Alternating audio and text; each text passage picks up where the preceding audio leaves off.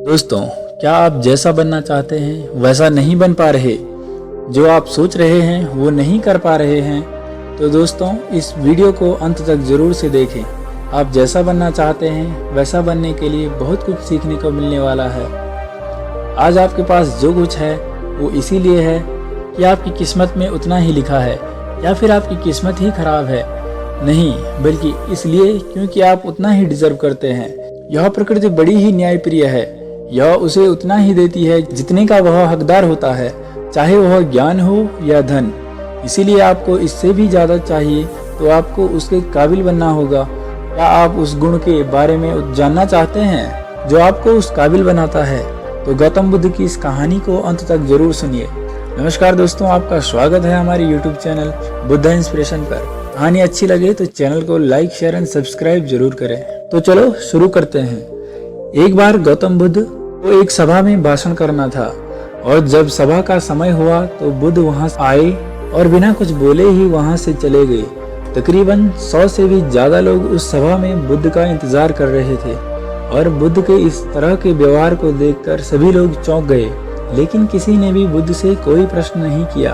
अगले दिन फिर से सभा का आयोजन हुआ, और दूसरे दिन सभा में लोगों की संख्या थोड़ा घट गई। इस बार तकरीबन 80 लोग सभा में बैठे हुए थे। बुद्ध सभा में आए और इस बार बुद्ध ने वही किया, यानी बुद्ध इस बार भी आए और बिना कुछ बोले ही चले गए।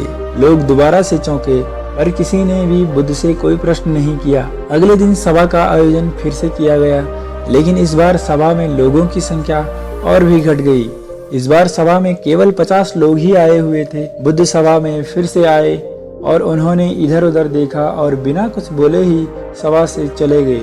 उसके बाद कुछ लोग क्रोधित भी हुए, क्योंकि लोग अपना अपना काम छोड़कर आए हुए थे, लेकिन किसी ने भी बुद्ध से कोई प्रश्न नहीं किया। फिर अगले दिन सभा का आयोजन हुआ, लेकिन दोस्तों आप में से कुछ लोग सोच रहे होंगे, अरे कितनी बार सभा का आयोजन होगा, और आप में से कुछ लोगों को इरिटेशन होगी और वीडियो बदलने की कोशिश करेंगे। लेकिन रुकिए, यह कहानी उन लोगों के लिए ही है जिनको इरिटेशन होना शुरू हो गई है, इसलिए आप इस कहानी को ध्यान से सुने।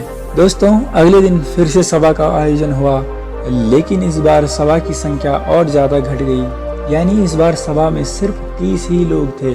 फिर उसके बाद बुद्ध सभा में आए, मुस्कुराए और फिर से बुद्ध ने वही किया, यानी बिना कुछ बोले ही वहां से चले गए।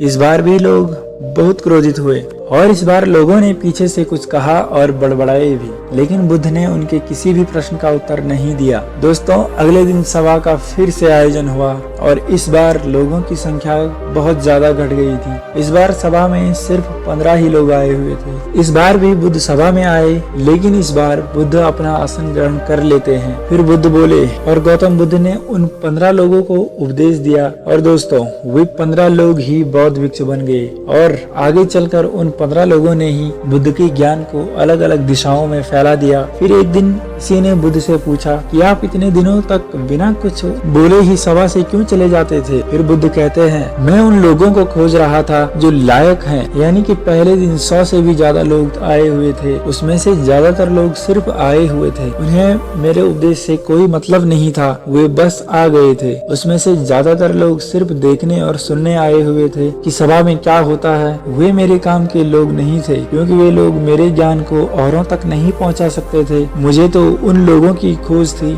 जो मेरे ज्ञान को जन जन तक पहुंचा सके। कई दिनों तक मैं सभा में बिना कुछ बोले इसीलिए चला गया, क्योंकि मैं यह देखना चाहता था वे कौन लोग हैं जिनके अंदर वास्तव में ज्ञान की प्यास है। जिन लोगों के अंदर वास्तव में प्यास थी वे लोग अंत तक जरूर रुके, और जो लोग बस ऐसे ही आए हुए थे वे पहले या दूसरे दिन ही चले गए। जिनके भीतर धैर्य था उन्हें मुक्ति का मार्ग भी मिला, और जो लोग जल्दबाजी में थे वे लोग अब घर में बैठे हुए हैं। सवाल यह नहीं है कि मैं तुम्हें क्या दे सकता हूँ, बल्कि सवाल यह है कि तुम क्या ले सकते हो। तुम्हारा पात्र कितना बड़ा है और कितने के तुम हकदार हो। जितने के तुम हकदार हो उससे ज्यादा तुम्हें नहीं मिलेगा। फिर वह व्यक्ति बुद्ध से पूछता है कि बुद्ध लायक कैसे बने? फिर बुद्ध कहते हैं, धैर्य के द्वारा।